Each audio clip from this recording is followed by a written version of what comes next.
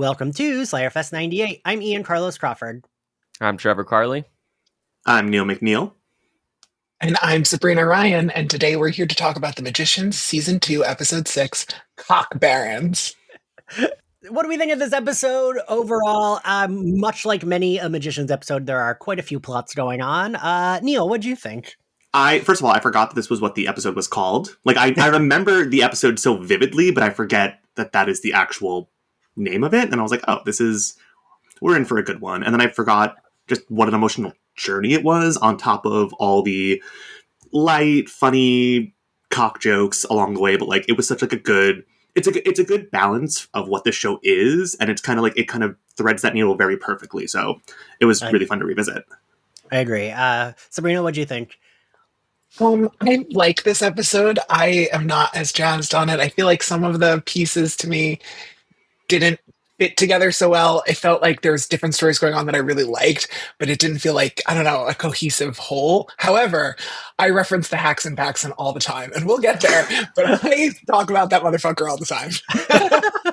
So you know what? You win again, Magicians. Yeah. You win again. Trevor, what do you think? I like it. It was a lot of moving parts. Like I said, the last one, my last episode was like episode 4. So it's just like this show. Although I think 5 was just Quentin, right? It was like mostly Quentin. So it wasn't too big a gap as 1 to 4 was, but so much happens every episode. Like you've said before, Ian, it's just like so packed. I feel like I always say this and Chilling Adventures Sabrina are two shows that like I loved, but I didn't always know what was going on because I had trouble keeping track of the plots, which is like a good thing. Neil, it's a positive. I was about to say, trust me, nobody who worked on Sabrina also knew what was going on, so you were not alone in that. Like there's just like a lot of plot, and every episode has a lot of plot. But like I'm having a good. It's like that. What is that fucking drag racing game where it's like I don't know what she's saying, but I am living. That's how I feel. So it can be like I feel like whenever I say that about the Magicians, it sounds like an insult, but I'm like no, but I love it. I just can't keep track of it. Yeah, I like this episode. I think we're just in a little bit of a slump at this point in the season where there's a lot of like sad Bleach shit, and I'm like That's why I was happy to have the Margot and Elliot plot. Because at least that like it's like there's Margot and Elliot are there, so it's fun no matter what. But yeah, so this episode we open on. I do love this opening. Quentin doing a dance, and this really felt Cirque like du Soleil. I am Quentin and Sabrina. This is like you and Liv at the live show looking at me like. Oh, that's what he's doing. All right. I will not comment. But the cut to them is so good because they're both just like, oh, so good. We learn that he's doing a Cirque du Soleil dance to like get Alice's Niffin to come out. I love that Margot's like she's nice and she's like, oh, that hurts my heart. He's like, shut up. She's like, I'm being nice. I'm a woman with a similar problem.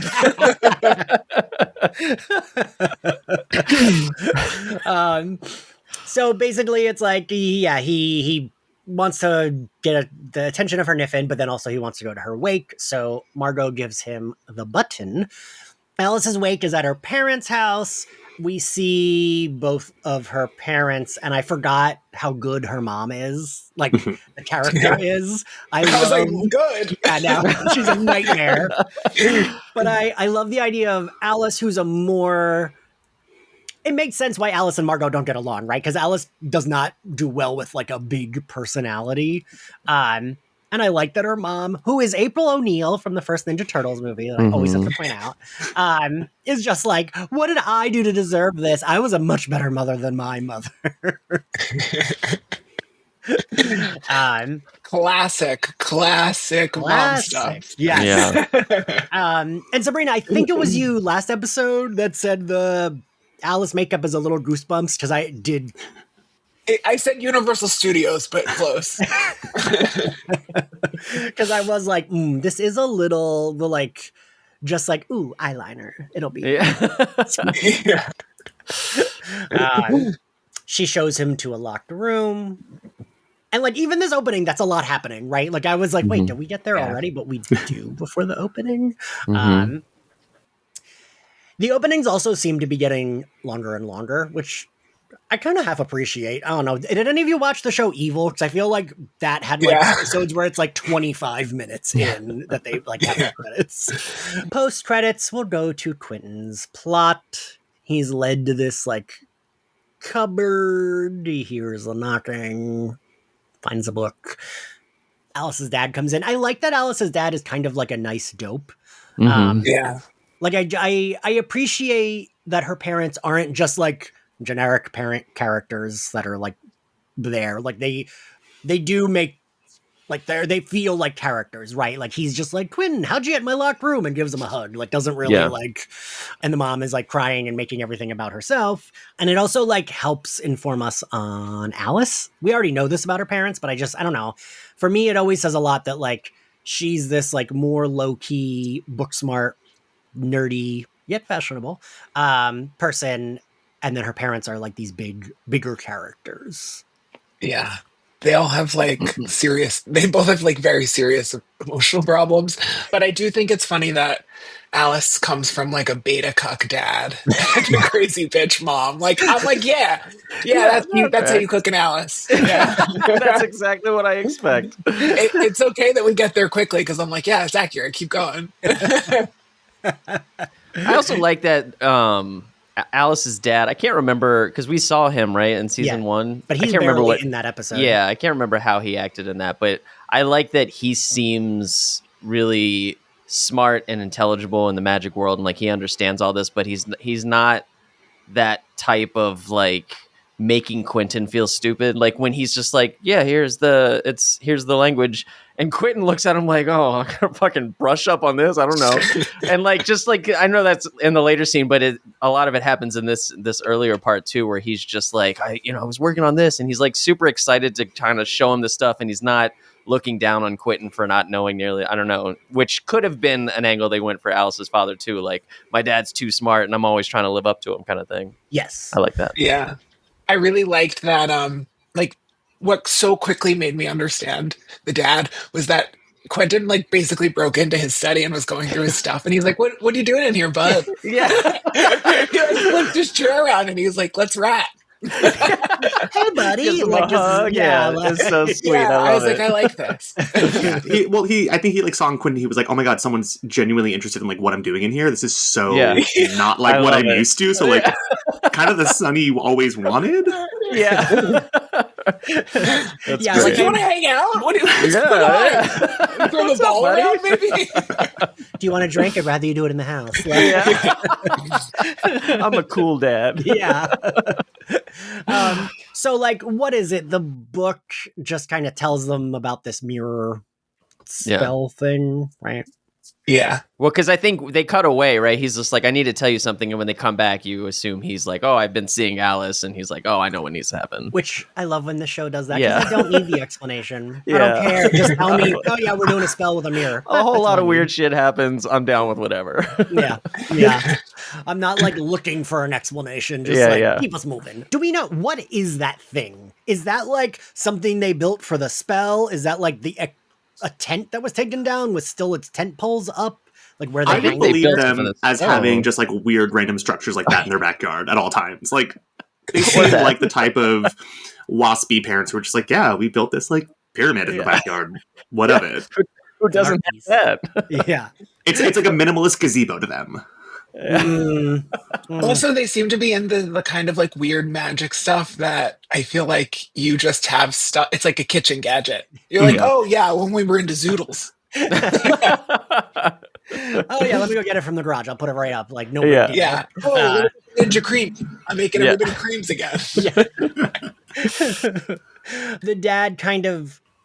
So this episode does, and I feel like, Sabrina, we just talked about this in the last episode. This episode with the parents does what the show does a lot, right? Where it's like, no, the dad has to do it. The dad should do it because that'll show that he's like, he can do the thing. And then he does it and gets taken out because he falls off the fucking ladder. Mom comes in and she's like, I can do this. And she can't fucking do it. No one can do the thing. And Quentin ends up having to do it anyway. That feels very this show, right? Yeah. Where it's like, no, Quentin's plot this episode is trying to get the parents to do it. He gets each of them to do it. They both fuck it up, and there we are. Yeah. A lot of like circling back to the beginning. Yeah. But I like that the dad falling and the mom like getting herself upset both like make sense for those characters. Like he's a dope, so fucking of course he falls off the ladder. Like, and why does like, I don't know if y'all notice when he does hang the mirror, he like puts his arms out and it's like, you're at the top of a ladder. Why are you doing that? Yeah. He like leans back too. He's like, ha ha. Yeah. Like, what are you doing? He falls. I love, you go ahead. I was No, going to go go into the mom's part of it. Yes. Where I love that because she's such a lying to herself type person, especially like what we saw in the open where she's like, I've just been the greatest mother, blah, blah. I love that there's a magic, like an honesty that she has to confront with the mirror cracking. Like she's saying these things and it's like, no, it would be different if it was Quentin just telling her like, well, that's not true. And she's like, well, you don't know. What do you know? But magic literally being like, everything you're saying is a lie. She had like, that's what makes her break down and run away, which I thought was really good. Yeah. And see, I was hoping for one little button on that. Like on that scene, I wanted her to argue with the mirror to be like, no, like because that is what those moms do. Oh, for sure, yeah. Mirror just shatters in her. This is subjective. By need, I meant. That would be hilarious. I love that. It's like almost Moira Rose-ish, but like less fun and more bad. Yeah. Less like ha ha ha. And we're like, and so do you take insurance? Yeah.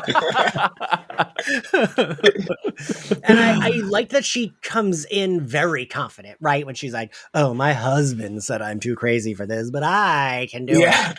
And you kind of believe, like, all right, this lady's confident. She probably can do it, but then she... But also, be very attentive to what she actually said, right? She said, I bet my husband said I'm too crazy. Let's go do it. Yeah, she didn't say I'm not. Very good point. Believe people when they tell you who they are. She basically is like, he's right. Let's try. Yeah, let's go. Yeah, I do like the mirror cracking. I like that everything she says is just like, nope. Yeah. Like, and you still like, they lost their daughter, right? So it's like, you still like, there's like a bit of sympathy there because it's like, you just feel bad because it's like, oh, these are grieving parents, but they're both so inept. Like, yeah. You can feel bad for someone and not like them at all. Right. That's exactly. totally valid. Yeah, it's like you don't like them, but they don't deserve to like have a dead daughter. Like, no. Yeah. And like the mom when she That's most people I don't like. True, yes. And the mom like kind of gets there a little bit with like owning up, but it doesn't work. Yeah. I wrote it down. She says like when she's like crying, she's like, I never really understood her. I never really tried. I didn't know having a daughter would be this hard, which I kind of like that being her last line of the episode, considering her first line is saying what a good mother she is. And like, oh, I was so much better than my mother. And now it's kind of like, oh, I was my mother. Yeah. Womp womp. That was always the ultimate argument when I was taking care of my mom and I'd be like, you're acting like your mother. Ooh, it would be like flames coming out of her head. Oh, my mother, who is her own kind of difficult, loved her mother. And so I could be like, X, Y, and Z is not good to do to kids. And she'd be like, my mom did it and my mom's a saint. Well, it's funny because my mom and her mom my mom did most of the caretaking for her mom. It's just they got along, but also were at each other's throats all the time. So my mom would complain about how demanding she was with taking care of her. And you're like, I see. Because the one time my mom did apologize, she was like, I thought about it. I know I got mad at you, but you're kind of right. I was being mommy. And we're not talking about it, but you are kind of right. I'm sorry. And that's it. Yeah. She walks off. Quentin is annoyed, but Alice is... she was already there, right? Like, that wasn't just him. Like, she had been there. This was what? Just like... I don't understand. Her fucking with him? Was that all it was? I think it was her fucking with him, from what I remember. Yeah, I think it's her being like, see, this is exactly who they are. Yeah. Also fair. Because, Niffin Alice, like, fully appears, and she just says, idiot. And that's it. Yeah. I am not the biggest fan of the Niffin Alice storyline, I will say. How long does it last? It's just this season, right? It's just I like think a couple so. episodes. Yeah. I mean, not to spoil it, but for those who aren't excited about it. My issue with the storyline, especially when we're talking about like the cast member hasn't left the show. It's like we know where this storyline was designed to go. Yeah. Let's go there. It's going there in an interesting way. It's like, it's going there in a way that's entertaining. And we do get that, but there is like a little bit of time killing where we feel like we have to like mourn Alice, and I'm like, no, we all know we don't actually have to do that. So we're not going to do that with you. That shit does bother me in a show. Like, I know it's probably like a contract thing, but like, kind of like in Buffy season 3, like Angel's dead, but she has a dream of him every episode. And it's like, he's still in the credits. We know what because if they sign up for all episodes produced, whether or not they're in the episode, they're getting paid. So the showrunner's like, well, let's schedule him for a day to make it worth this fucking line in the contract that says he has to be in every episode. Whether or not we show him, we're still paying him. Yeah. Plus, if you read, Tiger Beat or Teen People or The Trades, you knew that Angel's getting his own show. So also that, that's a protective armor of spell of some kind. I do remember like Summer specifically saying that about Kate from Angel in season 1, because I'd be like, why is she in this episode? And she was like, she probably had a 12 episode deal, that's why she's in this episode. Like, it was like they probably thought her character would do more, and then they're like, oops, she's not, and then they just had to throw her into a bunch of episodes as like Angel. She was like delivering his DoorDash in one scene or whatever. So now we'll talk about Julia, the bleakest of the bleak plots. I feel a little like mixed on Julia's plot in this. I like that we're doing something a little different, at least. Like, she's not just sitting in her apartment miserable, but no, she's in someone's home miserable. Like, this is basically, what is it? She finds out that there was one time that someone banished Reynard. They do a spell. Every time when Julia's like, Katie's like, oh, my contact called. You stay here. I'm like, oh, this will go well. Yeah, I'm sure she's going to stay there and nothing will happen.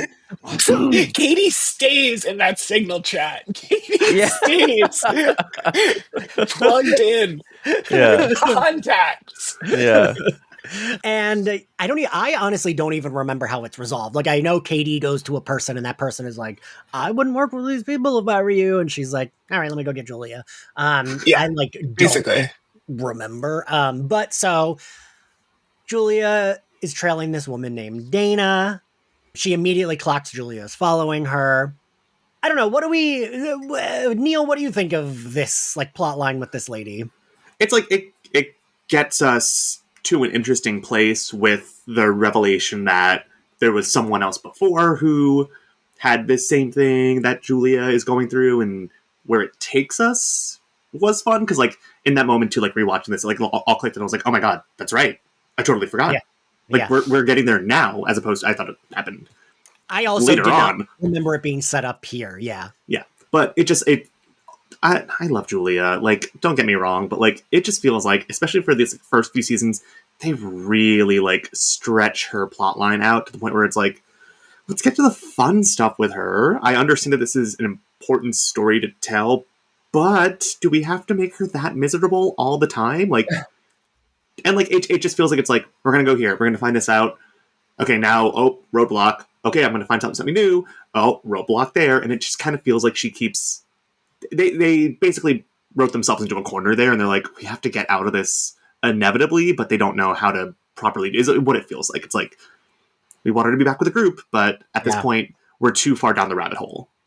Yeah, it's like they knew when she would get back with the group, but they didn't like fill in the journey. So it's like, let's have a few plots. It'd be weird to have her pop up with everyone else now, because you're like, you're just literally in the middle of it. So like, we have to we have to get multiple episodes on this. I I think that this element of the story is fascinating. I agree. Where I'm just like we're stuck in misery with Julia for so long, and I also agree it is a necessary story, and it's a good story to tell. But I think I even watching it this time noticed that like because even with Quentin and everything, even though Earth non-fillery stuff still feels bright with Quentin, it's still muted. But with Julia, every place that she's in feels like they forgot to turn the lights on. Yeah. Like it feels like you're walking into a room. It's like when you're in a house and they're like, "Do you not use lights? Why is it so dark in here?" Like it just is. It's like adding that extra weight where you're like, "Fuck, man! Like let's go, let's move." Yeah, my brother and sister-in-law live like that. Like they always have their lights just off all the time. And when my brother came when my dad was sick over the holidays, my brother like stayed with me for a few days to help.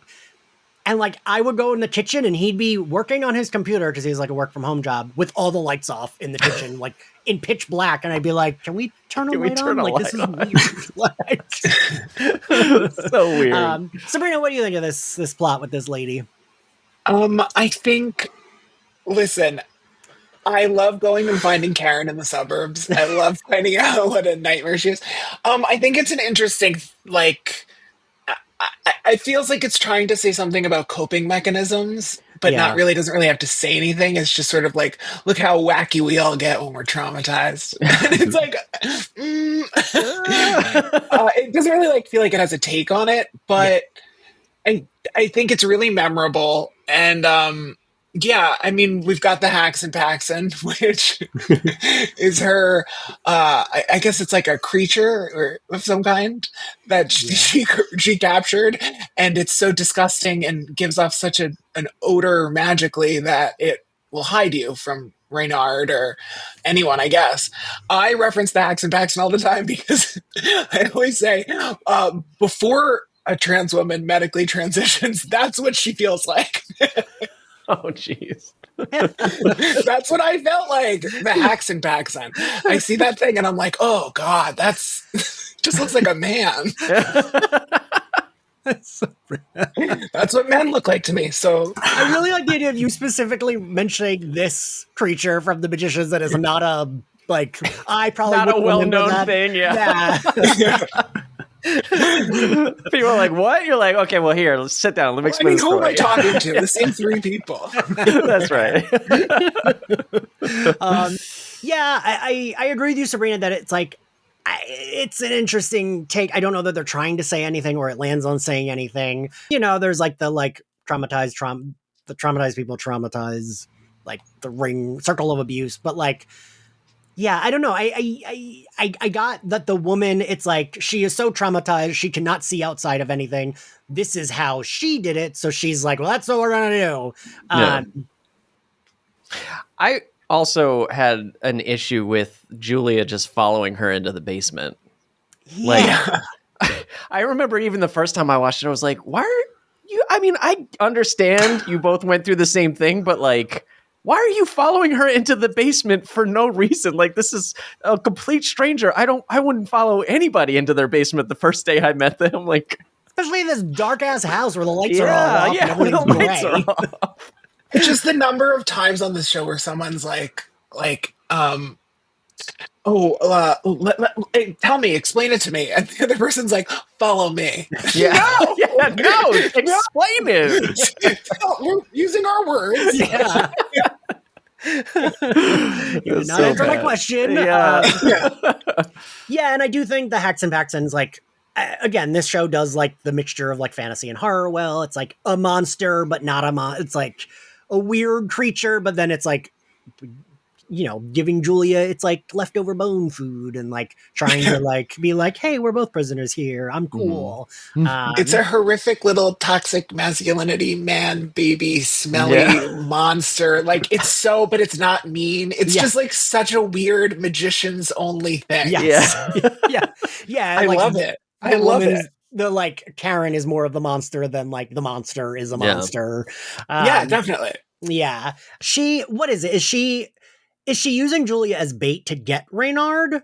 is that kind of her plan, or just like she wants Julia to go into labor? No, so I they think can she banish? wants her to banish Reynard. She just wants Yeah. her to do it her way. I think, yeah, she didn't like the idea that Reynard's back, and so she's like, I want to make sure that he gets banished again, so she's keeping her there till she gives birth. Fair. She's like, the one way to deal with your trauma is the way I'm telling you to deal with it. Yeah. And if I'm the one controlling women, it's okay because I'm a Right. woman and it happened to me. which Cool. is very white lady of that age. Yeah. Cool. I say of that age, that woman is probably 2 years older than me. If that. Also, I got some news for you about white Gen Z women. Okay, it's of any age. That's how they are. That's how they are. Fair. We do also get the important fact of not only did she give birth, but she knows that her child is a very powerful, influential person now, but the child does not know she exists, which is, this show does that so well where it like drops little things that it, like we get come to back later. Yeah. we come back to Yeah. this. And she captured the Paxton. I do love Katie just coming in guns blazing, like gets in, blasts open the door, and just knocks out the lady. Like, like, your magic won't work, and she just fucking punches her. Yeah. I feel like Mid baseball spat swing too. She was just like, fuck that shit. Yeah. and like, of all of the magicians, of course Katie can like Of course. fucking fight. Like, Yeah. Katie is from New York. Yeah. I love her. That's the kind of bitch. Yeah, she's like, oh, I don't have powers. That's fine. No big Yep. deal. I have a bat. Yeah. I guess I like that Julia's like, no, we're taking him with him. I like that they free the Paxton. I guess there's like something that didn't sit well, that they're just like, leave her to the rapist murderer again. And I'm like, Yeah. I know that she sucks. I know she just did this terrible thing, but I don't know. I feel like it's like, all right, we'll put the something back up to protect her. Yeah. Cause like, she's gonna at least get murdered. I don't know. What do we all think about that? I don't know. I think you put the handcuffs on her and you go, we're going upstairs to discuss the situation. Yeah. Okay, yes. How about you two talk it out? Yeah, Okay. I think they should have taken her with them, because it did feel like, especially when Reynard shows up, I'm like, they just left her to him? That seems cold. I mean, I know she knocked you out, but like, Right. that's, Yeah. like we said earlier, that's not, I hope you get murdered and more by Reynard for Right. hitting me with the baseball bat. Like, Jesus. Neil, what do you think? Yeah, no, it never made sense. I mean, like, obviously they couldn't keep this woman around for the next several episodes because who wants to pay her? She's just gonna like sit there and like be in the corner. But Right. I think there was like there probably wasn't a better way to do it. They're like, there's not really. She's been running from him all these years with the Hacks and Packs, and now that we took that away, I guess that's the only solution. So it like felt like an inevitable evil that they had to just do. But I don't think they ever. I was like, oh man, that lady we got killed. That's crazy. Yeah. And like, they know, the two of them especially know how brutal he is. So like, I don't know. And then when he like pops up in her house and he like grabs her and is like, you have a lot of apologizing to do. I'm like, oh. Yeah. He made her suffer too. It wasn't just like a quick thing. Yeah. Like, ugh. But I feel like this show pretty much always exists in like a moral gray area, right? That's kind of like the show's thing where it's like, and characters, I feel like I forgot how often we get characters that like pop in for like an episode or two and then get like brutally murdered at the end of those 2 episodes. So it like fits with the show. I wasn't sure if I was being too sensitive about it. I was like, I don't know. I know the lady wasn't great, but it's just tough when you get a little of the real world in your fun fantasy. It's good, but sometimes it's tough. Yeah. Let's go to Fillery. The fun part. Yeah, where everything's totally normal and healthy and fine. Not weird at all. Always ends well. Great. So we open on Elliot and Fen. Elliot has gotten a unicorn milk latte, hates it. Fen is about to tell him about the Foo Fighters. And then I love that Penny enters and he's like, goes, the walking plot twist. And I'm like, oh, I love this. Yeah. Also, Penny is such a bitch here. Like, I'm like, you're being such a brat. When Elliot's like, I'm trying to ask you if you're okay. And he's like, shut up. And it's like, what? Relax. Sometimes Penny is a lot for me, where I'm just like, oh my God, dude, just fucking breathe or something. Like, you are always, I love Penny later. I think it's like season 4 or whatever when the things happen. But like, man, sometimes I'm just like I'm tense just every time Penny's in a scene because I'm like, fuck, he's so angry all the time. All the time.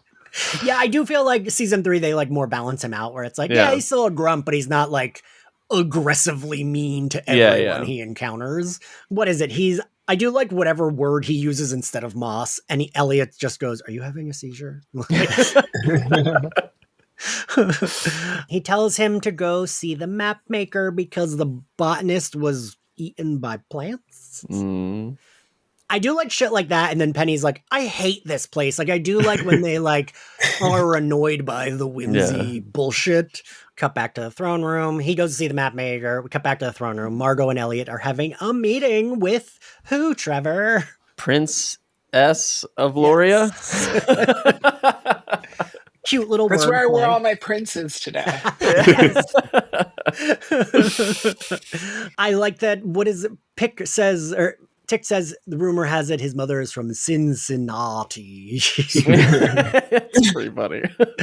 I love Margot. I love Margot, and all of this is so good. Yeah. I love when he's like, I came to offer my hand in marriage to the Virgin Queen Margot, and Elliot's like, her reply is, did he just call me a virgin? The anger in her voice. So good.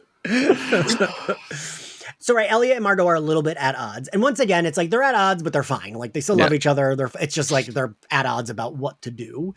I don't know, maybe I'm whatever, but I could kind of see both. Like I understood why Elliot said that, but I also understood why Margot was like, fuck no. Like I wrote the same thing. You're talking about the disagreement about whether or not she should marry Princess. Yeah. Because it was so well worded where when she said like, I can't do that. And Elliot's offended, like, oh, but I can just like, we just, and he had good points in that he, that's not who he's traditionally attracted to. And he had to do it for the team and all that stuff. And then she's just like, right, this guy's not privy to consent or anything. Like this is a man who's awful. Like what? This is a totally different deal. So yeah, I was with both of them. I was like, oh, you're both. I mean, I'm more on Margot's side, but you both have really good points here. Yeah, and I mean that's why they're like this type of friends, right? Because it's like they both can like a little bit hash it out, and it's like, all right. I think this is a really great way for Margot to learn kind of what Elliot had to learn from Ren, which is that like the people in Fillory are real people and like this is all really happening and like you have to take it seriously and like you have to take your job here seriously.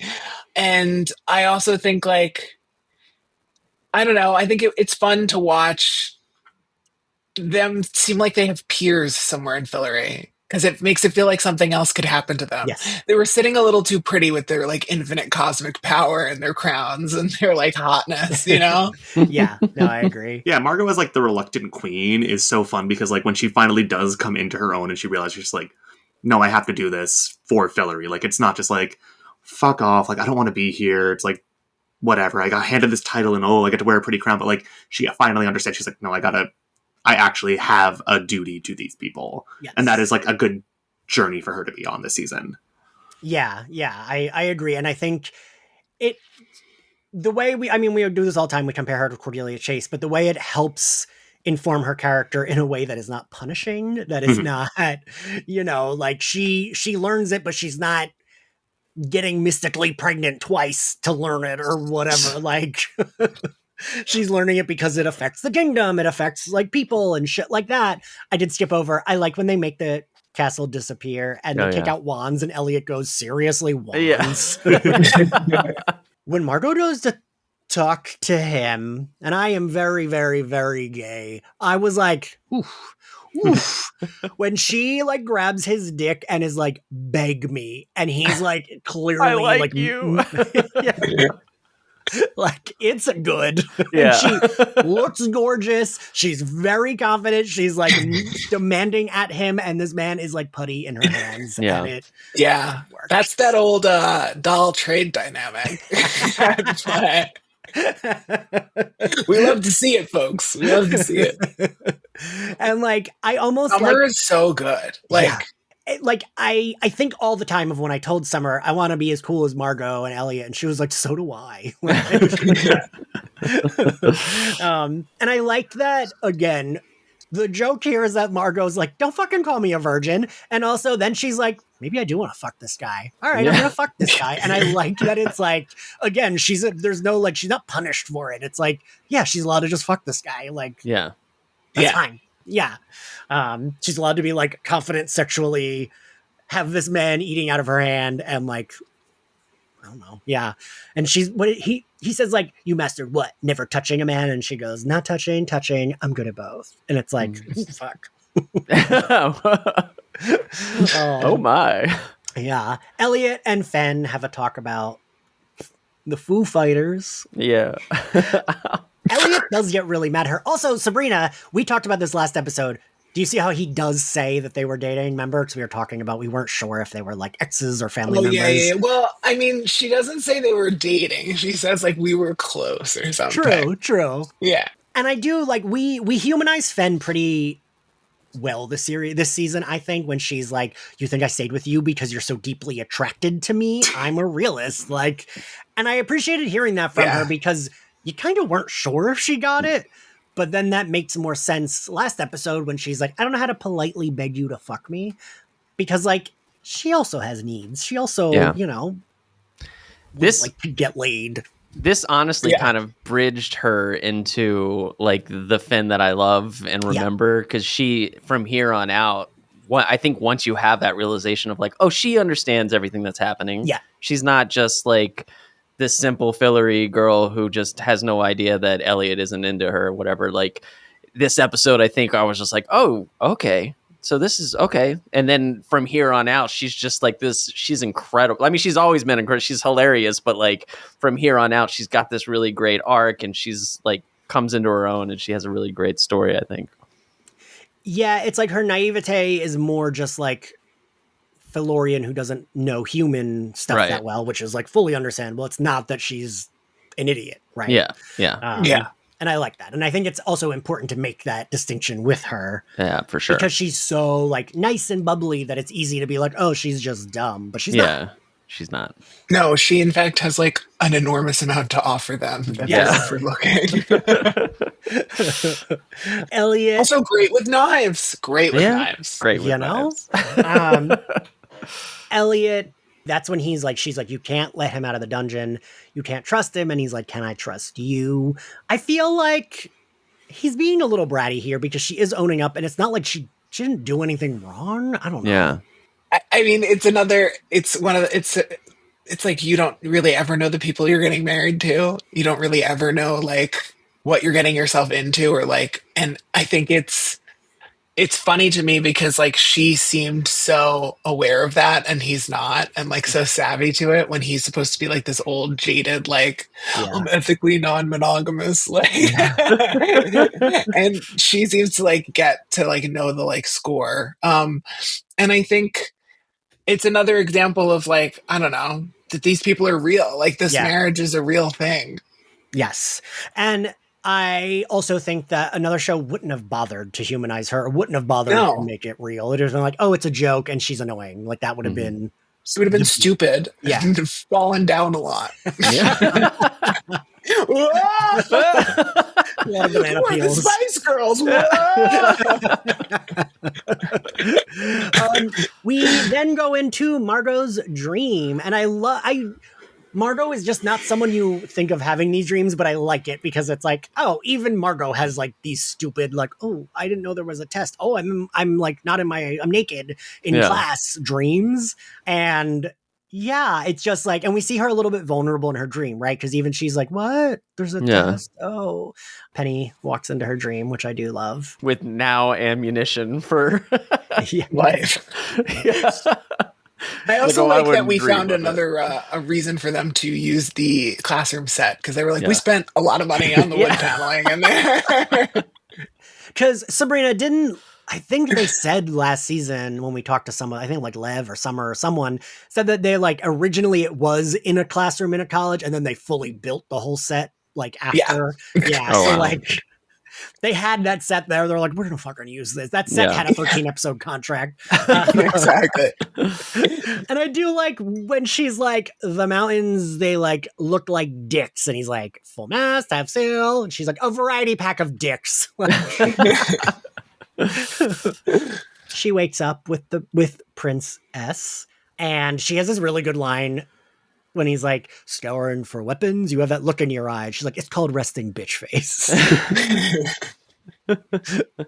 Is this the first time we hear the name of it? Because when he said it, I was like, oh wait, that's the title, the Cock Barrens of Loria. Yeah. I really appreciate that we don't. It's like easy to miss, but it's still like the joke. It's like Margot just told us that the mountains look like dicks. That is the name of the place where the mountains look like dicks. Elliot and Margot, have another talk. And I do like when he says, he's like mentioning Fen, but he's like one life altering crisis at a time. Because she's like willing to marry. She's like about marrying the prince. Like she's softening up to it. And he's like, no, we're not doing that. Yeah. Penny comes back from the Cock Barrens, tells the map maker the castle wasn't there. And Guillermo from What We Do in the Shadows says there are no more dongs. That has to be where the castle is. I like the seriousness of talking about the Dick Mountains. Yeah. Penny then realizes what, Neil, about the castle? That it's been there all along. Yeah, so they just made it, I guess, invisible. He teleports in. He lets them know what's going on. And Margot and Elliot kind of have a meeting with the Lorians. And Trevor all I could think of was Trevor did a Lego animation of this scene. And I couldn't remember where it was in the show, but the way Margot, I think one of you put this in your bio and I forget which one, but it's very true. Gail Weathers, Courtney Cox's Gail Weathers says fuck so, this very specific way she says fuck. Summer Bishel as Margot also does. It's the way she enunciates the word fuck and puts the emphasis on it is just, I love it. That was me. And I wrote that before rewatching this episode. And I was like, we get so many good fucks out of her this episode. This is, I'm so happy. I'm so lucky. I'm going to read the line because it's just so good. You fucked with us. You fucked with our castle. And now we're going to put our Jimmy Choos so far up your ass, you're going to taste next season. That line, that's reading the line is perfect. And the delivery of the line is fucking perfect. Yeah. It's so good. I just feel like that is something I would like to write for a cat. That's what I would want to write a character to say. Something where they mean it, but it's a really ridiculous metaphor, but they are fucking pissed. Yeah. And you can feel how mad she is, which is why she declares war on them. Yes. And I love Elliot's just wait, what? Yeah, he's exactly, whatever that means. Wait, yeah, we went from being are we going to make these big marriage decisions about our life? Oh, we're going to war. Yeah. Right. And this again is Margot's character needs to learn a little bit more about this and not being so that even is impetuous. I don't even know if that'd be right, but not to more think things impulsive. Impulsive, yes. But also she has every right to be so furious. Oh yeah. Because they fully tricked her. She fucked the guy. She was about to do the thing, and then she's like, "Wait a minute, what?" Right. I mean, it's so fun to see them actually again rising to and accepting this power, and the fact that they go so off the deep end with it, right out of the gate. It's just kind of I'm glad you guys are finally stepping up and accepting this, but war seems like a big decision. Maybe we could take a step back, but it also makes perfect sense for their character. So it's really good to see that they're staying true to who they are, even when they're in these heightened roles. And I mean, it leads to truly one of my favorite moments of the series. It's in the next episode, right? I think it's 2 episodes. In 2 episodes? Okay, yeah. Yeah. Yes. It's so good. Yes. Yeah. Yeah. No spoilers, but I was tickled. That is one of my favorite episodes this season. That's maybe my favorite episode this season. I feel like, again, just Ian saying he loves Margot, but all the rest of us saying we love Margot is what our coverage of this is, because Margot just feels like a character. No offense, Trevor. Like one of us gay nerds would have created in our head that we wanted to see in something, and then but we got to see her in the thing. I guess we are at the end.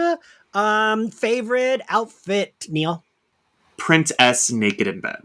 Fair. Is that a cop-out? But still. Fair. Trevor?